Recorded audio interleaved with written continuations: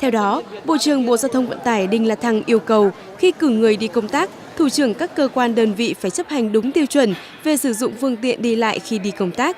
phải đúng đối tượng tiêu chuẩn được đi công tác bằng máy bay theo quy định,